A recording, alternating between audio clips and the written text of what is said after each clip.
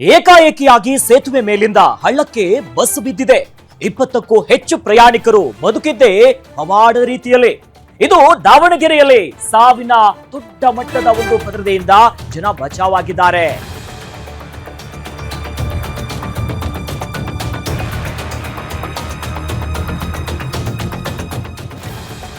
ದಾವಣಗೆರೆಯಲ್ಲಿ ಸಾವಿನಿಂದ ಜನ ಬಚಾವಾಗಿದ್ದಾರೆ. ಏಕಾಏಕಿಯಾಗಿ ಸೇತುವೆ ಮೇಲಿಂದ ಹಳ್ಳಕ್ಕೆ ಬಸ್ ಬಿದ್ದಿದೆ. ಅದು ಕೂಡ ದಾವಣಗೆರೆಯಿಂದ ಅರಸೀಕೆರೆ ಕಡೆ ಹೊರಟಿದ್ದಂತ ಖಾಸಗಿ ಬಸ್ ಅದು. ಈ ಬಸ್ಸು ಚಾಲಕನ ನಿಯಂತ್ರಣ ತಪ್ಪಿ ಹಳ್ಳದಲ್ಲಿ ಪಲ್ಟಿಯಾಗಿ ದುರಂತ ಆಗಿದೆ. ಗಾಯಗೊಂಡಿರೋರನ್ನ ಅರಸೀಕೆರೆಯ ಸರ್ಕಾರಿ ಆಸ್ಪತ್ರೆಗೆ ದಾಖಲು ಮಾಡಿದ್ದಾರೆ. ಏಕಾಏಕಿಯಾಗಿ ಸೇತುವೆ ಮೇಲಿಂದ ಈ ಖಾಸಗಿ ಬಸ್ ಹಳ್ಳಕ್ಕೆ ಉರುಳಿದೆ. ಜೊತೆಲಿ 20ಕ್ಕೂ ಹೆಚ್ಚು ಪ್ರಯಾಣಿಕರು ಬದುಕಿದ್ದೇ ಒಂದು ರೀತಿ ಪವಾಡ ಅನ್ಬಹುದು. ದಾವಣಗೆರೆಯಲ್ಲಾಗಿರುವಂತಹ ಘಟನೆ ಇದು. ಸ್ವಲ್ಪದ್ರಲ್ಲೇ ಮಿಸ್ ಆಗಿದ್ದಾರೆ. ಹರಪನಹಳ್ಳಿ ತಾಲೂಕಿನ ಅಣಗಿಗೆರೆ ಈ ಗ್ರಾಮದ ಬಳಿ ಘಟನೆಯಾಗಿರೋದು. ದಾವಣಗೆರೆಯಿಂದ ಅರಸೀಕೆರೆ ಹೊರಟಿತ್ತು ಖಾಸಗಿ ಬಸ್. ಆ ಸಂದರ್ಭದಲ್ಲಿ ಘಟನೆಯಾಗಿರುವುದು. ಸದ್ಯ ದೃಶ್ಯ ನೋಡ್ತಾ ಇದೀವಿ ನೋಡಿ. ಕಂಪ್ಲೀಟ್ ಹಳ್ಳಕ್ಕೂ ಬಿದ್ದಿದೆ. 20ಕ್ಕೂ ಹೆಚ್ಚು ಜನ ಬಸ್ನಲ್ಲಿದ್ರಂತೆ. ಸಾವಿನಿಂದ ಅವರು ಬದುಕಿದ್ದೇ ಒಂದು ಅದೃಷ್ಟ. ಒಂದು ಕಡೆ ಹಳ್ಳ ಇದೆ, ಮೇಲಿಂದ ಬಸ್ ಬಿದ್ದಿದೆ. ಇದ್ರಲ್ಲಿ ಯಾರಾದ್ರೂ ಬದುಕಿದ್ದಾರೆ ಉಳಿದಿದ್ದೆ ಅಂದ್ರೆ ಒಂದು ಶಾಕಿಂಗ್ ರೀತಿ ಅಪ್ಪ ಬದುಕ್ಬಿಟ್ರಲ್ಲ ಅಂತ ನೋಡಿ. ಪವಾಡ ರೀತಿಯಾಗಿದೆ. ಗಮನಿಸ್ತಾ ಇದೀವಲ್ಲ ದೃಶ್ಯದಲ್ಲಿ ನೋಡಿ, ಪಲ್ಟಿ ಆಗಿ ಬಿದ್ದಿದೆ. ಹೆಚ್ಚು ಕಡಿಮೆ ಆಗಿದ್ರೆ ಬಸ್ಸಲ್ಲಿ ಇರೋರ್ಗೆ ಏನೇನಾಗಿತ್ತು, ಸಾವೆಯಲ್ಲಿ ಕಣ್ಮುಂದೆ ಇರೋದು. ಬಟ್ ಆದ್ರೆ ನೋಡಿ, ಅದೃಷ್ಟ ಇದೆ, ಇವರೆಲ್ಲರ ಹಣೆಬರ ಗಟ್ಟಿಯಾಗಿದೆ ಅನ್ನೋದು ಬಹಳ ಸ್ಪಷ್ಟವಾಗಿ ನೋಡ್ಬೋದು.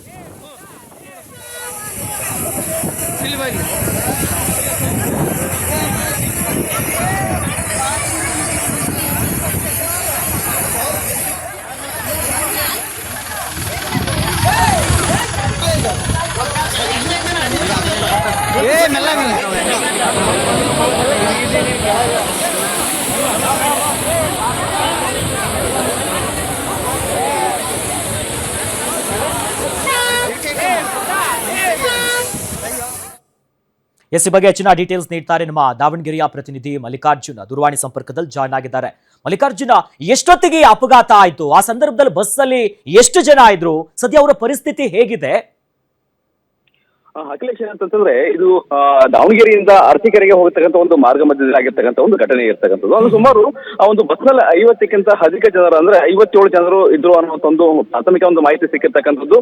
ಅಂದ್ರೆ ದಾವಣಗೆರೆಯಿಂದ ಅರಸೀಕೆರೆಗೆ ಹೋಗುವಂತ ಒಂದು ಮಾರ್ಗ ಮಧ್ಯದಲ್ಲಿರ್ತಕ್ಕಂಥ ಅಣಜಿಗೆರೆ ಗ್ರಾಮದ ಬಳಿ ಚಾಲಕನ ನಿಯಂತ್ರಣ ತಪ್ಪಿ ಈ ಒಂದು ಅಪಘಾತವಾಗಿರ್ತಕ್ಕಂಥದ್ದು. ಅಂದ್ರೆ ಒಂದು ಸೇತುವೆ ಮೇಲೆ ಇರ್ತಕ್ಕಂಥ ಒಂದು ಬಸ್ ಏನಿದೆ, ಚಾಲಕನ ನಿಯಂತ್ರಣ ತಪ್ಪಿದ ನಂತರದಲ್ಲಿ ಸುಮಾರು 10 ಅಡಿಗಳ ಆಳದಲ್ಲಿರ್ತಕ್ಕಂಥ ಒಂದು ಸೇತುವೆಯಿಂದ ಕೆಳಗೆ ಬೀಳ್ತಕ್ಕಂಥದ್ದು.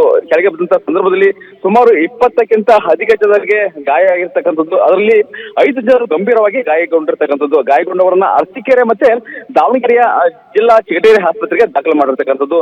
ಅಖಿಲೇಶ್, ಇಲ್ಲೊಂದು ಗಮನಿಸಬಹುದಂತ ವಿಚಾರ ಏನಂತಂದ್ರೆ, ಈ ಒಂದು ಹರಪನಹಳ್ಳಿ ತಾಲೂಕಿನಲ್ಲಿ ಉಚ್ಚಂಗಿದುರ್ಗ ಅಂತ ಒಂದು ಗ್ರಾಮ ಬರುತ್ತೆ.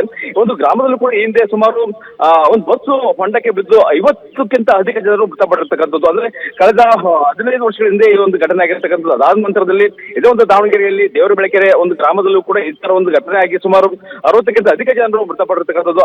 ಅದಾದ ನಂತರದಲ್ಲಿ ಈ ಒಂದು ಏನ್ ಘಟನೆ ಆಗಿರ್ತಕ್ಕಂಥದ್ದು ಏನಿದೆ, ನಿಜಕ್ಕೂ ಆ ಒಂದು ಭಾಗದಲ್ಲಿರ್ತಕ್ಕಂಥ ಜನರಿಗೆ ದೊಡ್ಡ ಒಂದು ಶಾಕ್ ಆಗಿರ್ತಕ್ಕಂಥದ್ದು. ಯಾಕಂದ್ರೆ ಒಂದು ದೊಡ್ಡ ದುರಂತ ಏನು ಸಂಭವಿಸಬೇಕಾಗಿತ್ತು, ಅಂಥದ್ದು ಏನೋ ಒಂದು ಅದೃಷ್ಟವಶಾತ್ ಕ್ಷಣಾರ್ಧದಲ್ಲೇ ಏನು ಕೇವಲ ಗಾಯಗೊಂಡಂತ ಒಂದು ರೀತಿಯಲ್ಲಿ ಅವರೆಲ್ಲ ಪಾರಾಗಿರ್ತಕ್ಕಂಥದ್ದು.